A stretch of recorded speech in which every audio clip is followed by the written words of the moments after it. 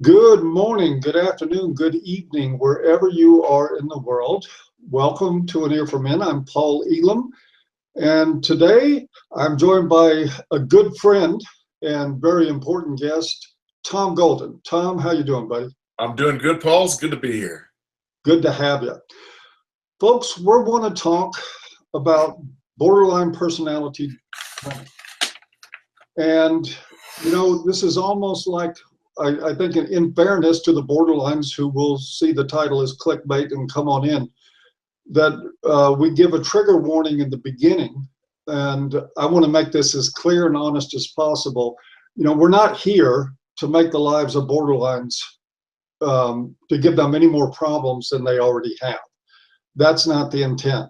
But what there is a need for and a dire shortcoming of is information for men who get involved with borderline women and some of the consequences that come with that and the daily ongoing struggle that a relationship like that can be.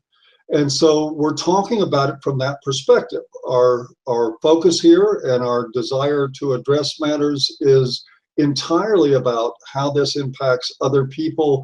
If you have borderline personality disorder, I would suggest that you avail yourself to many of the online and real world resources that are out there. You certainly deserve compassion and help for your problem. However, this is not the conversation where that's going to be a part of the picture. So with that, I want to move on.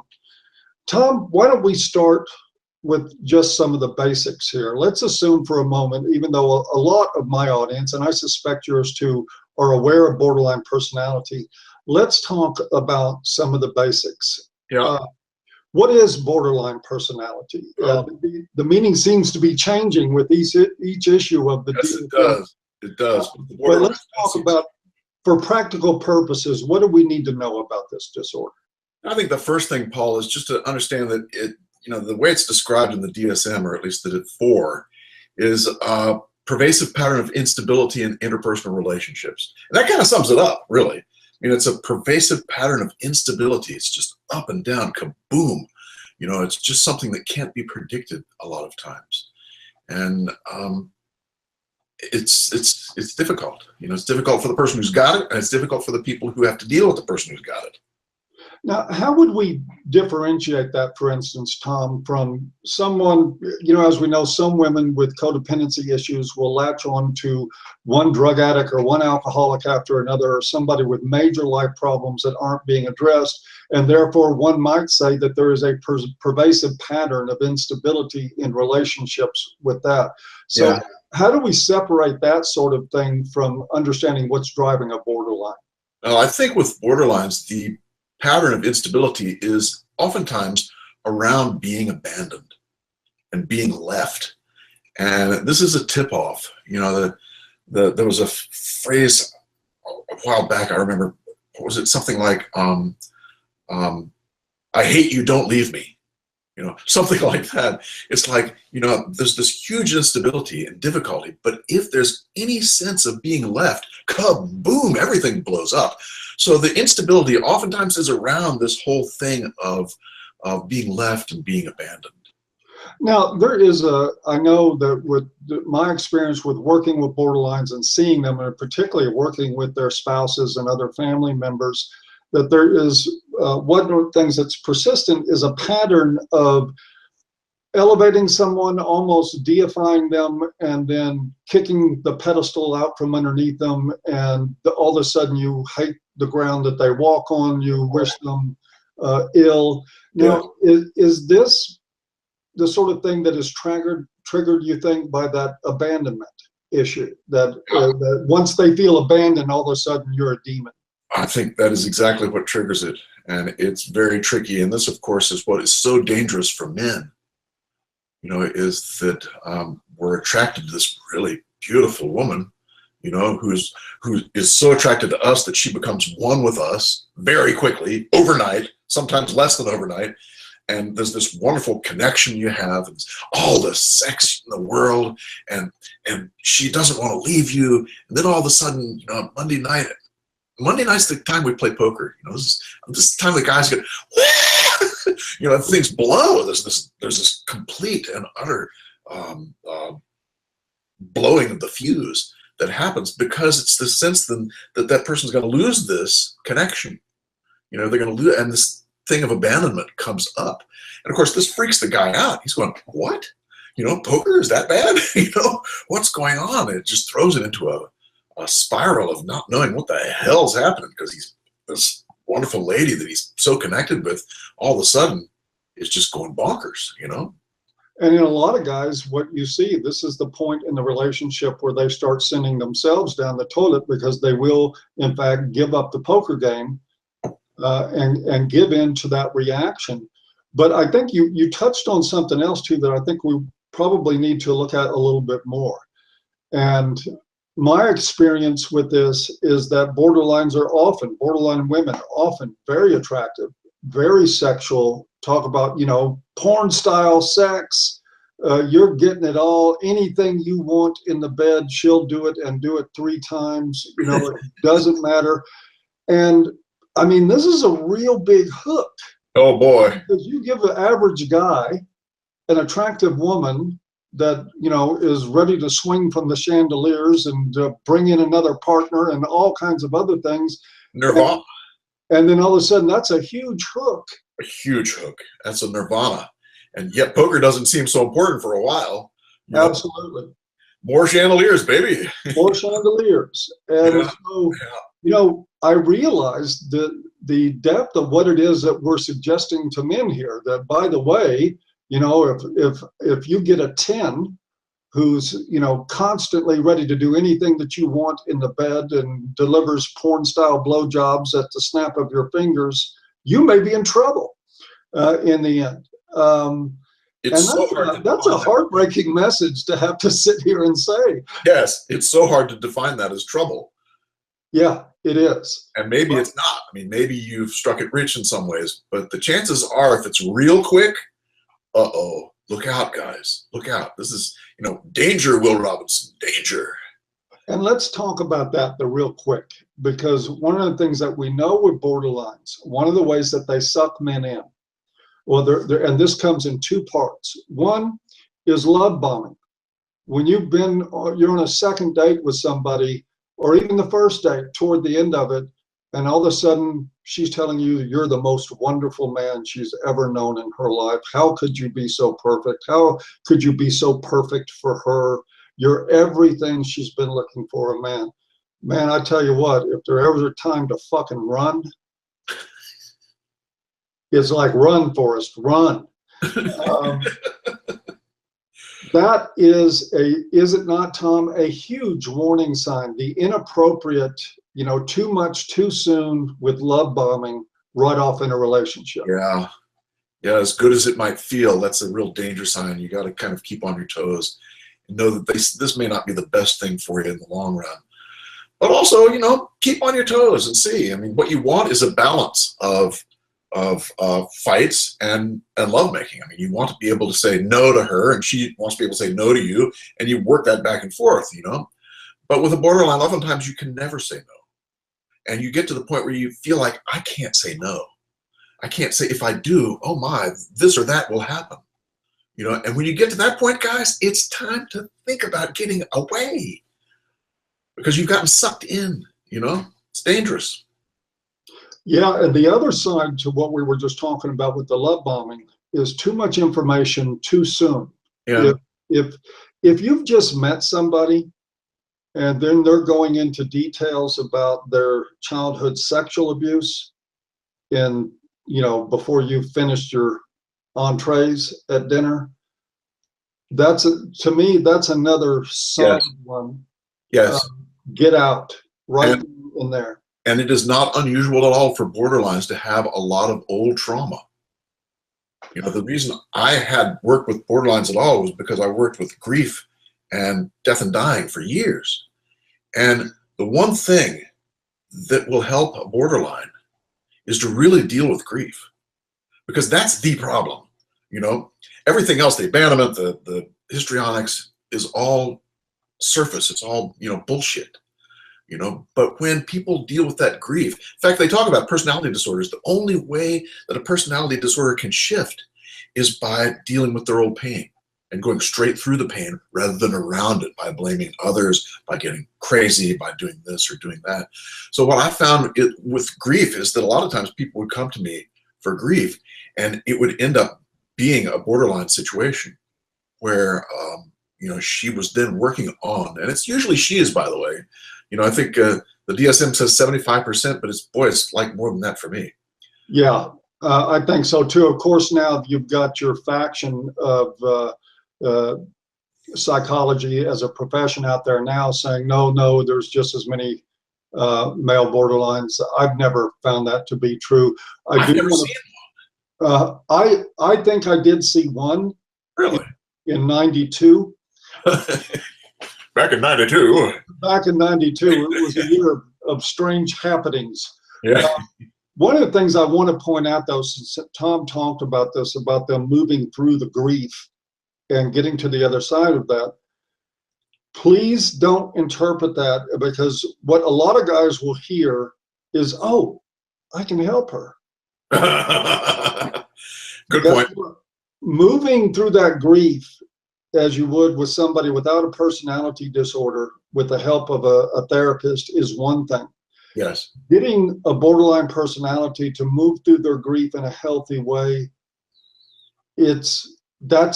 I would say that's the theory of helping them. And I think it probably may have some benefit in there. Is it going to make any difference in the potential impact on your life in a relationship with a borderline? Is it a method by which you can say, well, baby, let's sit down. Why don't you tell me about all the things that happened to you, and I want to help you through your grief? Not recommended. Not recommended at all.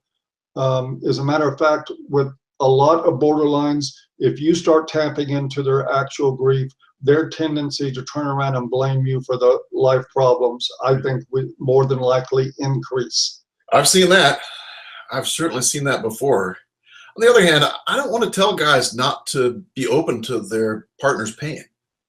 You know, I think that what guys need to do is to be smart about it. And if doing that for their loved one becomes hurtful, stop it. You know, but sometimes it can be really helpful. And just like for her, she needs to listen to him and his crap, because that's the benefit of having a relationship, is someone who can then help you process the crap that's going on. But you're absolutely right, guys. This is not something you usually want to do at home.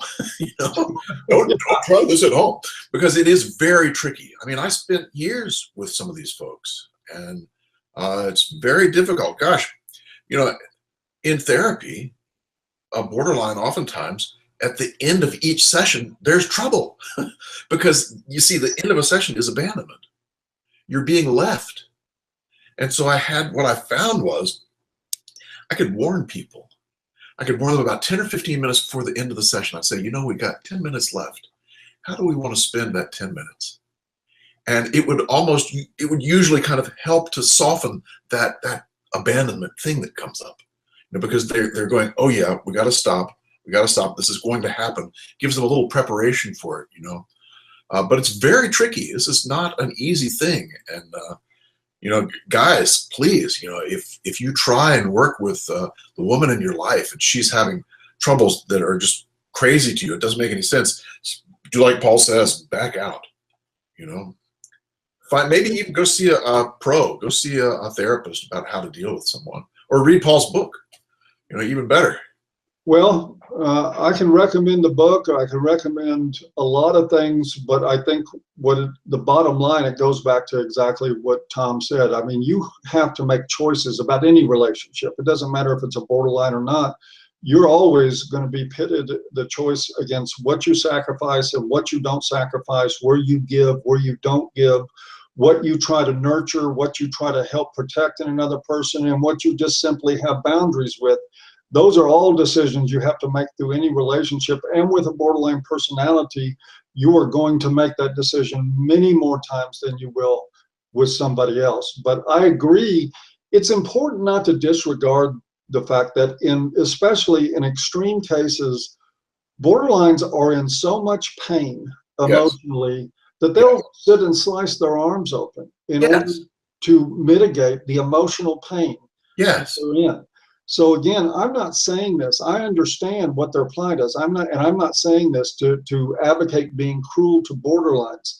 But what I am suggesting is that slicing on the arm, that can become what happens to your soul and to your personal life in a relationship with a borderline too. It can be a victim just as much that way. And I don't think you could blame any man at all for looking at that and saying, no, thank you. Right. I'm right. out. Yes.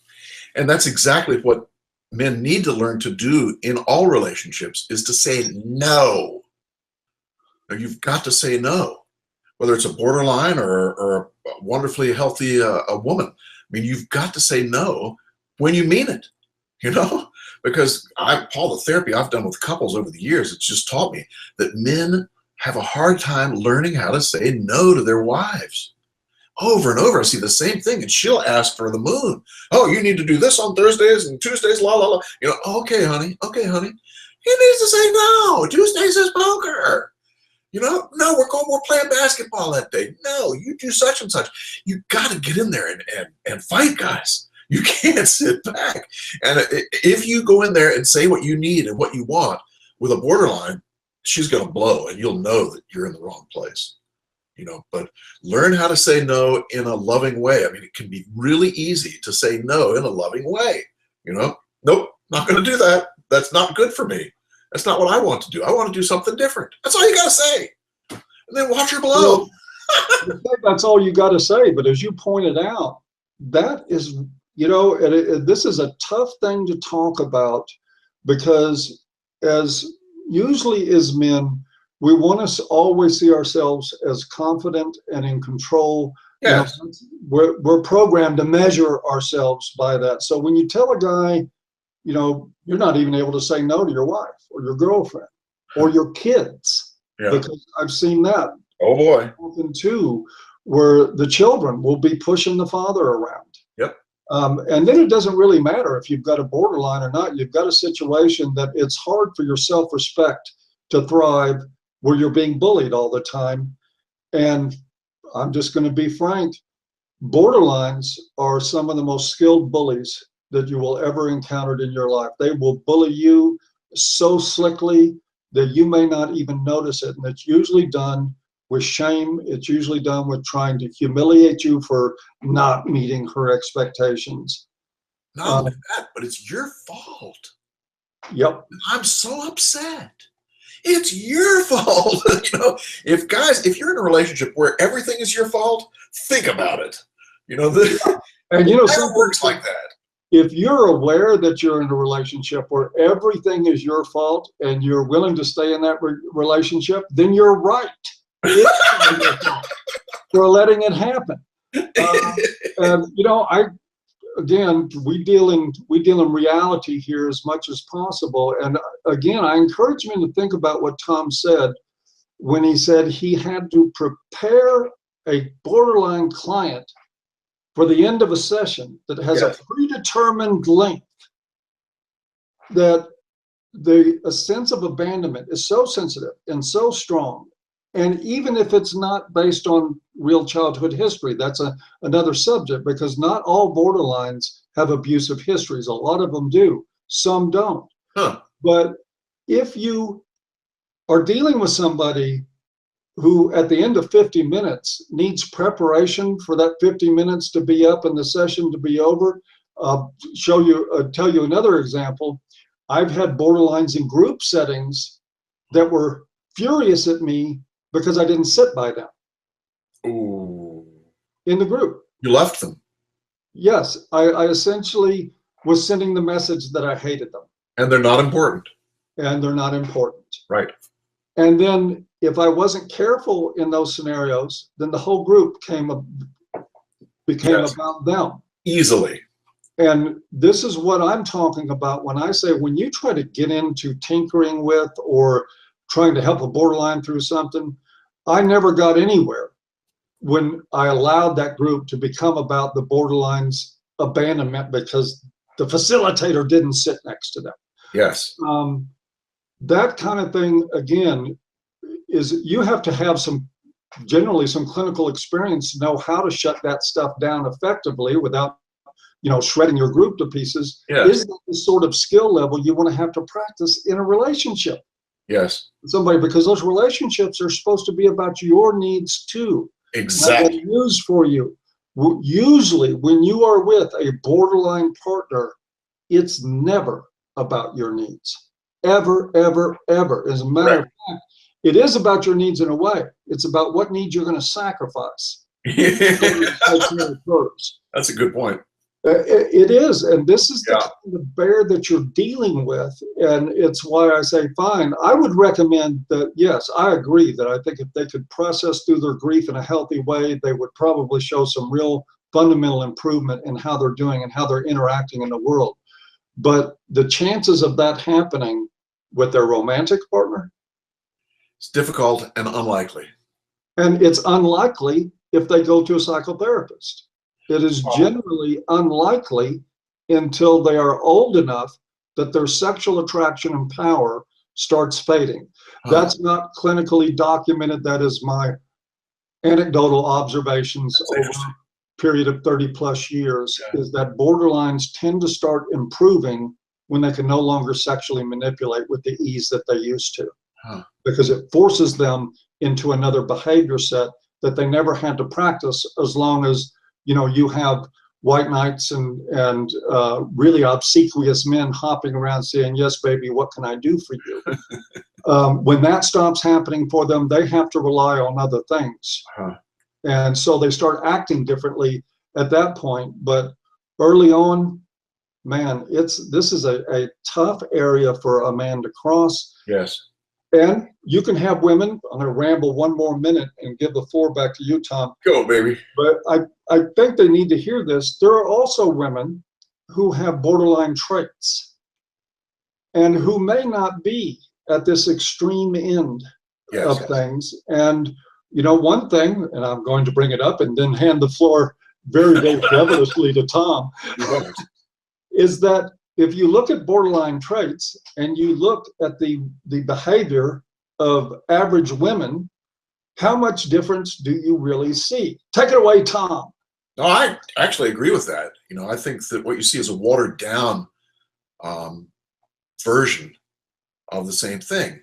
In relationships, there are very, very few women who are really interested in the man's emotional pain. I can count them on one hand of the people I've known the women who can do that. They're just not interested, but they're very interested in him knowing about her pain. So yeah, this is not something that is only borderlines. You get a more watered down version, and the healthier the woman is, the less watered down it is, the more human she's going to be, and the more she's going to be able to go back and forth with you. She'll hear your crap. She'll be able to say no to you. You're able to say no to her. And you meet each other's needs. But that's pretty rare too, it's in our culture, because, geez, a flip, Paul. I mean, we've taught women that they're supposed to be getting everything. Men have had everything for so long. It's her chance now to have it all. The fuck does that mean? Have it all? It's just what they say it means. I mean, God. That's just unbelievable. And so we've got these high expectations from women about what a relationship should be like. And the poor guys are going, how can I do that? I can't measure up to that expectation. I remember years ago watching John Gray on a television show, and he was talking about this sensitivity in men.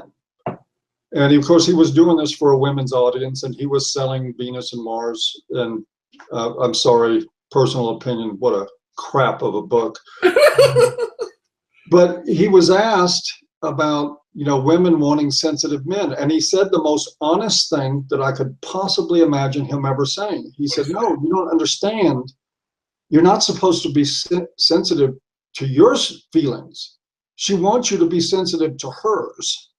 Wow, John Gray said that? Yes, he actually said that. He gets 2 points for that. And what he was saying was, to me, expect borderline behavior out of women. Expect your feelings, your concerns, your wants, your needs, your desires, your ambitions, your dreams. Expect none of that to matter. in the long run. Expect what she wants to matter. And of course, as we know, a lot of times in our experience with modern women in this culture, what they want changes every 5 minutes. And they want it until they have it, and then they want something else. And then they're sent into this perpetual dance. Oh, this? Okay, well, let me do that dance. Oh, Yeah. well, you don't want that dance. You want this dance. Well, I'll go over here and do this dance then. Yes. A lot of men live their lives that way, and they're not anywhere near borderline. They're just near the average woman. Yes. And men need to understand that and prepare for battle. I mean, this is like a battle in some ways, and you can get a lot of good things out of a good fight. You know, in fact, that's the way we get closer with people, is to fight and say no, work it out, compromise, then we get closer. You do that every day, and you start to get closer and closer and closer. But you don't get closer if you don't fight it out. If you don't say, I need this, I need that. How can we make this happen? Because only people I hear doing that is the women. And the men are not following through. They're not saying, oh, look here, look, I need this, this, and this. How can we make that happen? Guys. That would be misogynistic. Exactly. It's against the rules. You know, for a guy, and you've got to say, fuck the rules. You know, I've got to stand up for myself. Because if you don't, you're going to be fucked for life. You know, just, It is true, and that's something that, you know, that led us to another, I think, really perfect point to discuss, Tom. Sorry, I've got a motion detector light that keeps every time I move. I just was thinking, I see the light. I see the light. Well, actually, that's the cops. I see the light. But, you know, we False talk about men that can't muster the spine, the courage, or the fortitude, whatever we want to call it.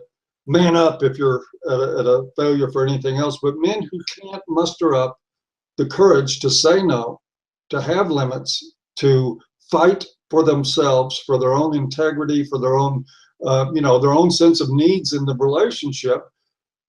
Men, we talked earlier about fear of abandonment.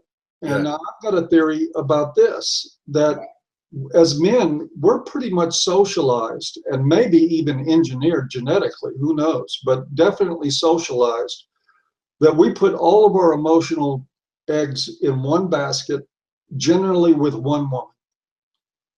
That's what men tend to do.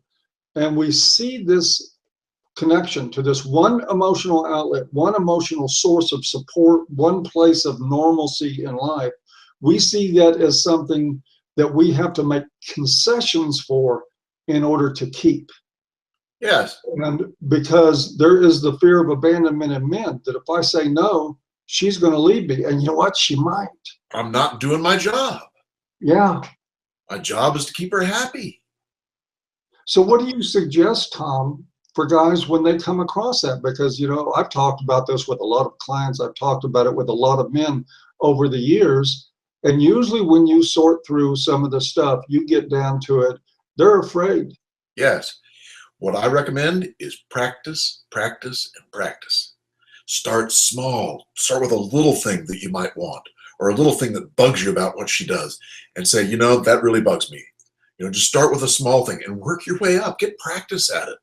Get to know that you're going to be able to hold your own in a conversation and to say, no, that's not going to work like that. You know, let's do it like this, or how about this? So it's just a matter of practice and choosing a safe way to start. You know, choosing a way to start that is easy, something easy. You know, start off with the T-ball, you know, where you put the ball in the stand and you can whack the hell out of it, you know, but and then build up from there, you know. I think that's really a good idea. It's a difficult job to ask men for, because by and large, men are not only taught that they have to make concessions in order to, they have to give things up to have a woman. Women gain a man in order to get to the things that they want. Yes. You know, the white picket fence, the house, the children, the other things that they've dreamt of in their life. But men have to sacrifice in order to make that relationship happen. Right. So it's a bit of a bum deal in the beginning. Absolutely. Plus, we never teach men how to fight with women. We teach them not to fight. Correct. women. I Correct. watched a show not too long ago about couples who had been married more than 50 years. And they were asking them how they made things work. Huh. Over and over and over again throughout this thing, all the men said nearly the same thing. Give her what she wants. Oh, no. Yes. Oh, crap. And so the reason I'm saying all this to point something else out is that if you're going to hang on to your dignity and to your own dreams, and you really want fairness in a relationship, you will have to fight for it. Yes. You will have to risk the loss of that relationship Yes. in order to have those things, because if you fight but you're ultimately not willing to allow her to leave, she'll know that in the first 2 nanoseconds. Yep. You're done. Yep. Yes. Yeah. So, and here, folks, we started out talking about borderlines. We're really just talking about women. We're still talking it's hard to tell the difference. You know, it's the same thing, though. Like you have said before, Paul, it's the same thing. And you've got to learn how to set limits. You've got to learn how to say no. And that's what helps. You know, the other thing we need to talk about a little bit is what does help borderlines. And the DBT stuff, do you know about that? Yeah, I do. I mean, they're having a lot of success with people who are borderlines using this DBT therapy. And so if you've got someone you love who is borderline, think about it. You know, check out the DBT, folks. It's a something behavior therapy. It's a technique that seems to work. So I would highly recommend it. You know, because it's probably going to be a lot quicker and easier than traditional therapy, which is very slow with borderlines. Glacial, but it does work. But it's glacial. It's slow. And of course, I've got to be in here with the disclaimer caveat. Whether or not DBT works, and again, this is sort of like there's diet fads. You never know when somebody's an advocate of a particular approach. Right. They tend to see a lot more success than somebody who's objective might. I just caution men most urgently to not invest your decisions based on outcome of care for cognitive therapies for borderline personality. That's just my experience. I don't see enough efficacy of any of this stuff that would protect a man who's otherwise in a situation where it's dangerous for him. Because one of the things we didn't talk about, what happens at the extremes of this, false allegations of rape, sexual abuse, domestic violence, manipulating your family and friends to turn against you. Yes. Folks, this is what borderlines do, and they do it with vicious effectiveness. They're like surgeons at it. And yes. If you don't think it'll happen to you, then all I can say is lots of luck with that. Really?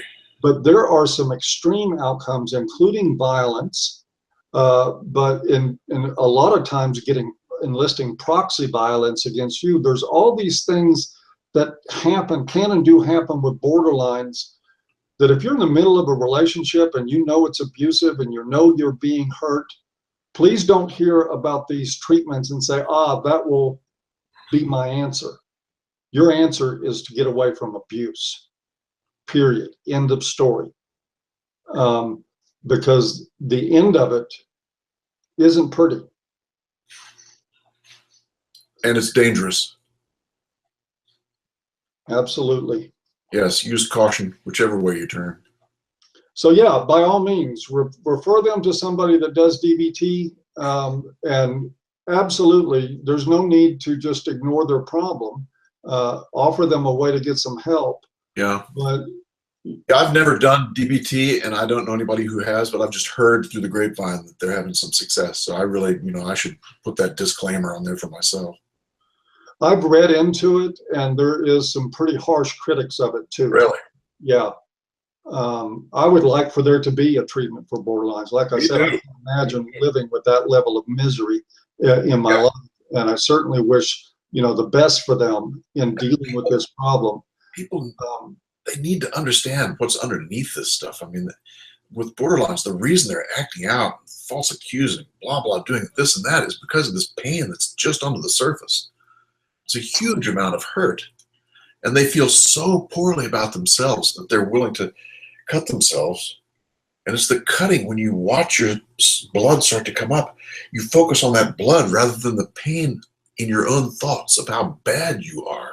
I mean, that's what they're doing, you know, is this sense that I am bad. I am not just not good, I am bad. And it's a horrible kind of situation for people to be in.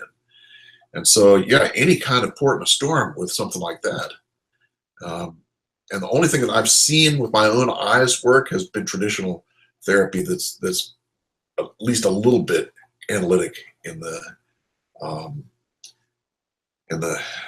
part of it is analytic, you know. But even that but I would imagine that where you saw it have some benefit probably wasn't with borderlines that were on the extreme end of the spectrum. People who were a little bit older and things had cracked open. Yeah, now, like I talked about before, when people come for grief, it's like they're cracked open. It's like, boom, the grief has opened them up to all of the old pain inside. And when you can really address that old pain, that's what brings that crap down about feeling bad about you, you know, seeing yourself as a total shit. You know, when you can look at that old pain, be in it, and feel it, that crap starts coming down. It gives you a little bit of relief, but it's a slow burn. I mean, it just, you know, it takes a long time. it is a slow burn, and the tendency in borderlines to immediately project and blame and deflect responsibility for things, that is pretty tightly woven in stuff. It's just really a bear to unravel that. Yes, it's very difficult. Will never happen. That is, I still think, the most likely outcome. And one of the reasons I feel that way is that if you look, I've done a couple of 2 or 3 other videos on borderlines. And I put disclaimers on them. I pointed out that these were for men who have been impacted negatively in their lives by their experiences in a borderline relationship, and that I didn't wish any of them ill, and I wanted them to go get help. But just like I said at the beginning of this one, that this wasn't the place for that. And nonetheless, they still absolutely come in and flood the comments with the message, quit talking about your pain and start paying attention to mine. You just don't understand where I am. Really? Yes, hundreds and hundreds of comments. If you look at my video, you can spot a borderline from a mile away. I've probably already removed 500 comments from borderlines on that, coming in to express their outrage that I would dare speak up about men taking care of themselves first and not taking care of borderlines. Huh. And the sense of entitlement and indifference to the pain of others. You know, it's like we had one come up recently, and I'm sure it was a borderline or something close to it. Terrence Pop, and I know he won't mind me bringing this up because he put it in the comments, his ex-wife, during the process of their divorce, killed his dog just to inflict pain. And, you know, I think about that. I think about, you know, I love my dogs like they're kids. You know, it's like somebody doing that, I'm afraid, would put me over the edge. Really? And a woman came in to lecture him on how it was all his fault for making the wrong choices. And so I put it to any guys watching this now. If the woman you're with is capable of that kind of thinking, what the holy fuck are you doing with a human being like that? Just straight up, I would ask myself, what am I doing here? And it's very difficult to leave. It is, because that's the ultimate. You are the bad guy. Yes, and they'll make you suffer, which is why we really suggest that you think very, very carefully before getting involved. Yes, exactly. Catch it early. Yep. Catch it early. You know, one of the things that someone told me a long time ago was we cannot control how attracted we are to someone, but we can control how fast we get the fuck out if we need to. You know, so you're going to find that you're attracted to a lot of people, you know, but you got to really evaluate them and go, okay, is this good or is this not good? Is this time for me to exit, or is this time for me to stick in there? You know, so, you know, we can't control who we're attracted to. Oh my gosh, Kate Upton, can't control it. Out of control. Yeah. Sorry if sorry, Kate. I won't even say what I'm. Oh, go ahead. No. Well, just don't stick your dick in crazy. Really? And you've got a responsibility. And, you know, this is true. Bottom line, just my personal philosophy, there is no victims, there's only volunteers. That's what I firmly believe in. If you let what your dick is telling you make all your decisions, you know, if I think a woman is hot, but I notice that her mascara is running down in a jagged line and her lipstick is off on the corner of her mouth or something, and she's talking to cats while pushing a cart, I'm not going to fuck her. Okay? It's just not going to happen.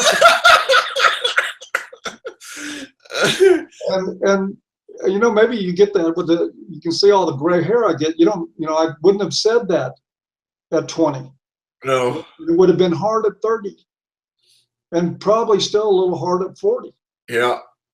But it is still ultimately, and I'm saying this as a guy, I get emails every day from guys that are past the point of no return. Their kids have been taken, I mean, every day they've been falsely accused. They're living in their car, sending me an email from the public library. I get all these emails. But boy, at the beginning, it was really hot, man. Yep, exactly. And I just hate seeing that. I hate seeing men drugged through that. I hate even hearing about it. Yeah. That hurts. Yeah. And so I'd like to decrease those emails. That's why we're having this talk. Good. I would like to decrease those emails. I like that. And I'd like to get emails from guys, hey man, I spotted this girl. She was a real turn on, but she said this and that. And all of a sudden I knew to stay away from her. I ran like hell. Those are the emails I'd like to get. Yeah. Tom, is there anything else that you want to add? I think we're good. Okay, I think it has been a good conversation. I do want to close with a thought that's off the topic. This hangout will be going out first to my patrons and to Tom's patrons there, and it'll be going live on both of our channels after whatever period of time we determine.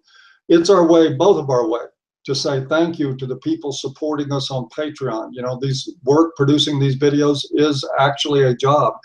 It actually takes quite a bit of time to invest in all this and money for the equipment and everything else.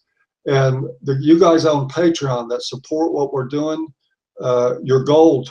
And can't say thank you enough. I wish we had more free material for you, but as I'm sure you understand, ultimately, the idea is for as many men as possible to get a hold of this material. So we can't just hold everything back. But we would like to put talks like these out early for our Patreon subscribers, our patrons, to say thank you for supporting our work. What you're doing is really important, and it's helping people. Amen. I'm with you on that. Okie doke. Thank you, Patreon subscribers. Appreciate it. And with that, I'd like to do this again sometime, Tom. I was just going to say that. How about we do it from your channel next time? That'd be good. We'll get it out in the same way. With that, I want to wish everybody a good day. You will find in the 20 seconds following the broadcast of this, you will find a link to my Patreon and to subscribe to the channel. That's another way. Even if you don't have money, you can support us by subscribing and sharing the videos with people. Yeah, that's a good point. We really appreciate that. With that, I wish everybody a good day. You guys take care. We'll see you next time. Happy Memorial Day.